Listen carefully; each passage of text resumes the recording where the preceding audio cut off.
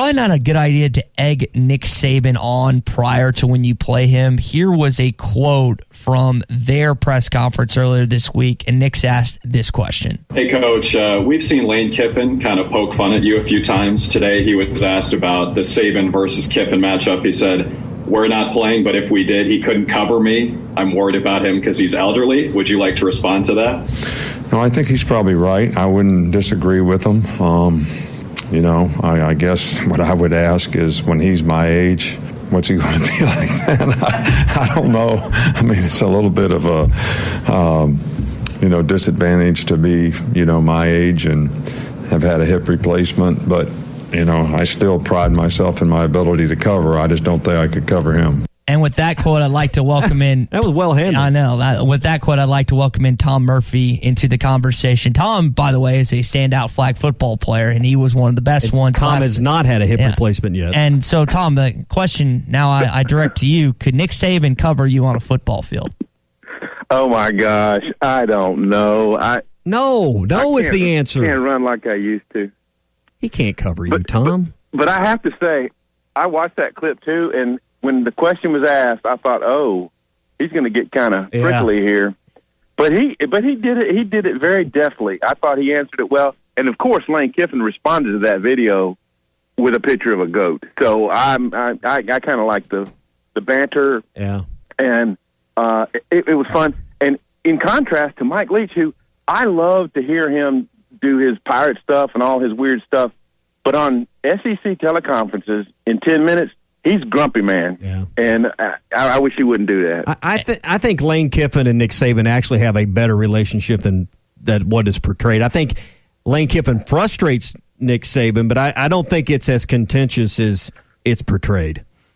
I think Kiffin's kind of like his son, who doesn't always do the things that you were trained up to do and goes off the ranch a little bit, but he loves him anyway. I think he's the nephew more than the son, because you're not always responsible for the nephew, but you want them to do well, but he's the nephew that just can't quite get it on track. So, good point, and it's going to be fun to see how things go down in that game. And Tom, speaking of Mike Leach, I thought it was a little weird that he really didn't give Barry Odom and Arkansas's defense credit. And I know you commented at that. Just kind of your thoughts on Mike Leach's comments towards the Arkansas defense earlier this week.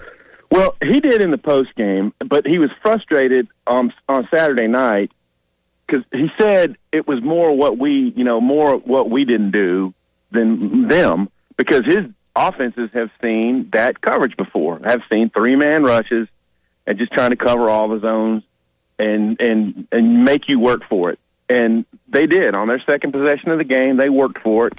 They converted 2 4th downs, and they went down and scored a touchdown. But they could not do that.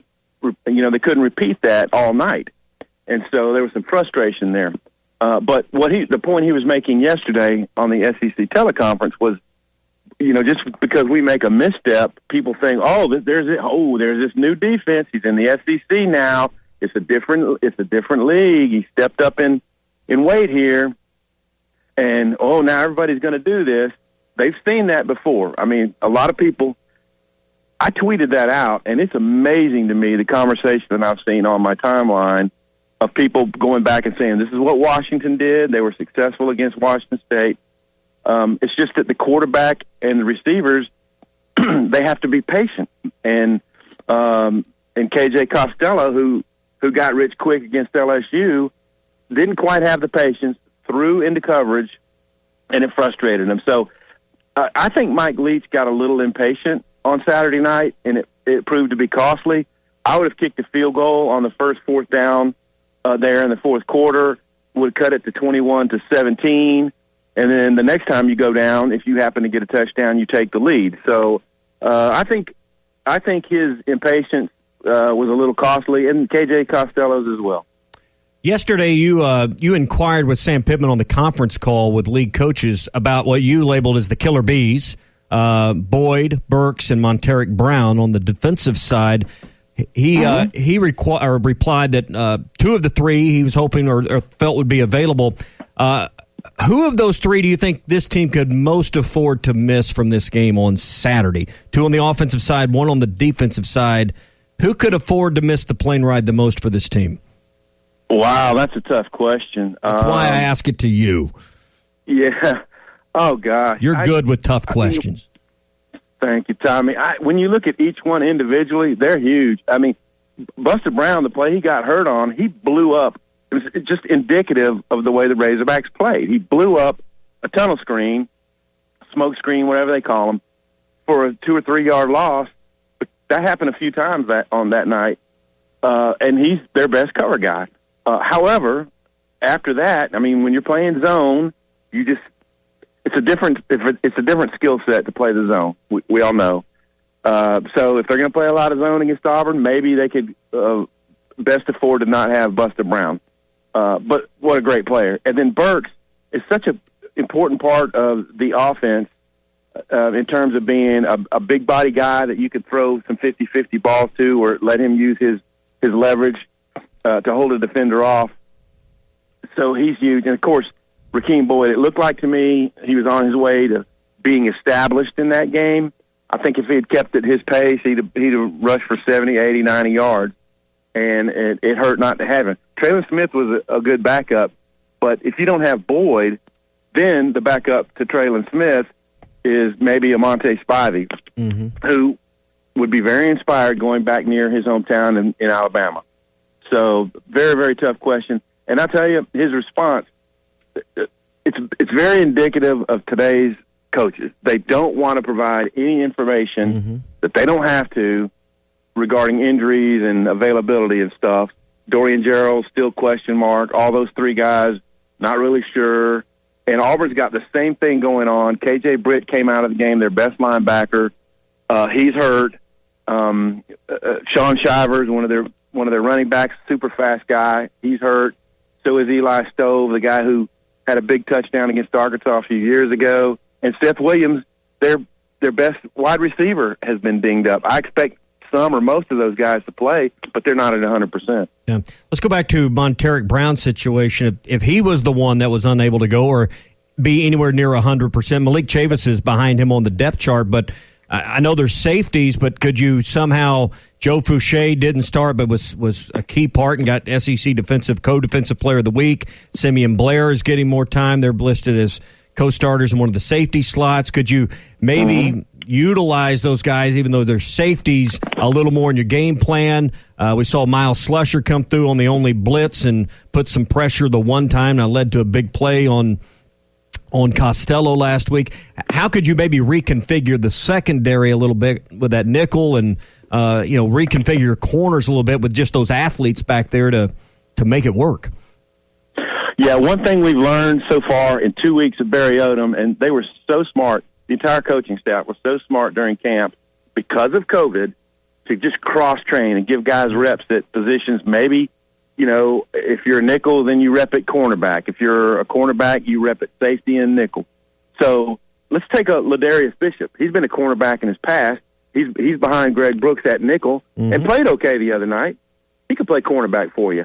Now, why Malik Chavis and Kari Johnson didn't get more reps after Buster Brown went down, that one I do not know. And so Hudson Clark came in and played very well. I mean, should have mentioned him. It's kind of like being an umpire. When you don't get your name called a lot as an umpire, that's good. And Hudson Clark didn't get his name called because he was just in coverage. He was in position to intercept Joe Fouché's first pick in the first half. He was right behind the play, and he shoved a receiver out of bounds after the pick. So they will mix and match, and they will use their personnel the best they can. And if it takes somebody like a Fouché or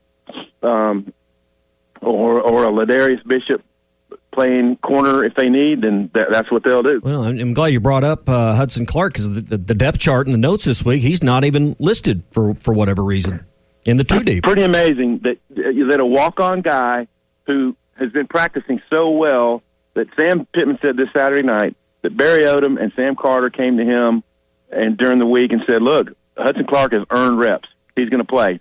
And so was he playing ahead of Malik Chavis? I don't know. I don't know if Chavis is dinged up or something, but he was on the trip.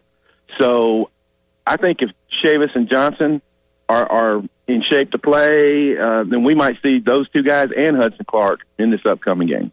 Talking with Tom Murphy here on the Morning Rush. Tom, what do you think Bo Nix does well and is going to be a problem as far as Arkansas's defense is concerned?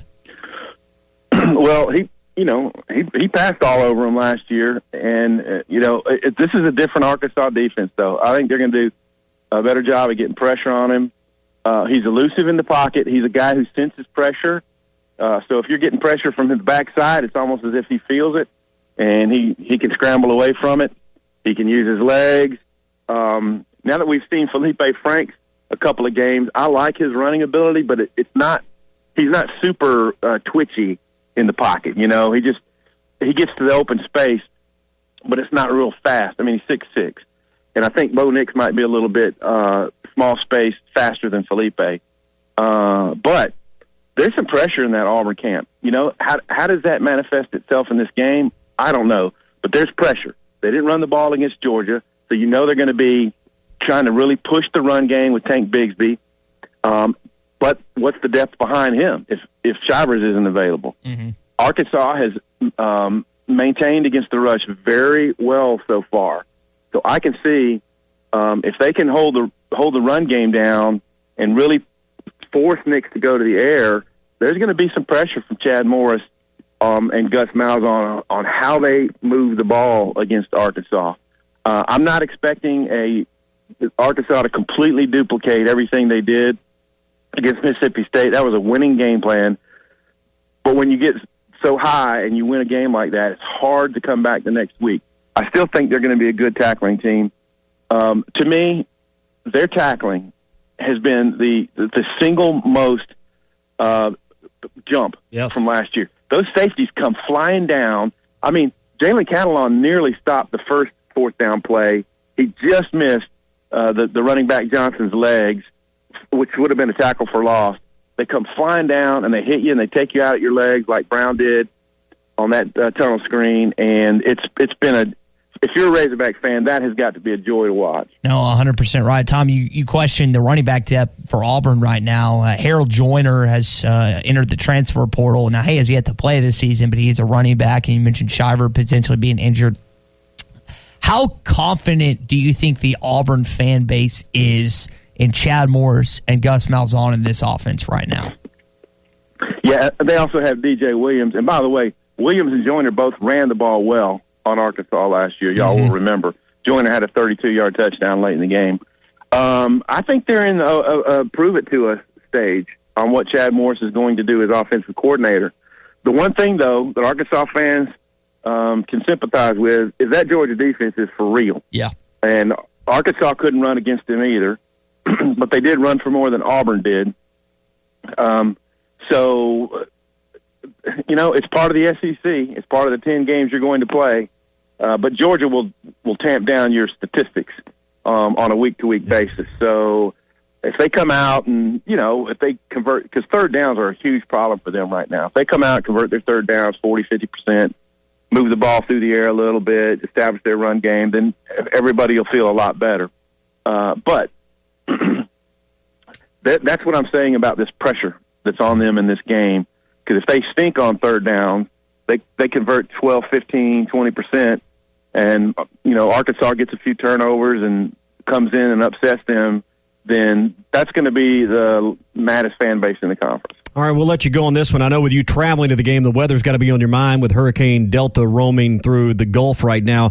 Forecast as of this morning in Auburn, Alabama for Saturday is a 50-50 shot of rain with a high of 80 and southeast winds 10 to 15 miles per hour. Do you think weather is a factor for this game on Saturday, Tom? Yeah, it's looking that way, but the models that I saw Monday compared to what they looked like yesterday, it looks like they've improved. Much better. Much better. And so I'm bringing my boots. I'm bringing my poncho. I'm expecting a lot of running in this game. I didn't realize about the wind, so that's going to affect your passing game even more. 10 to 15 is not. I just don't want any. Yeah. Exactly. I just don't want any tornadoes to spin up on the east side of that situation because that tends to happen. But I think they also think it's not going to be quite the category hurricane that they felt it might have been earlier. Yeah. Tom, appreciate it as always, man. We will talk to you next Tuesday, and hopefully we'll get an interesting game this weekend. Safe travels, too. Thanks, guys. Appreciate it. Everybody have a fine weekend. See y'all.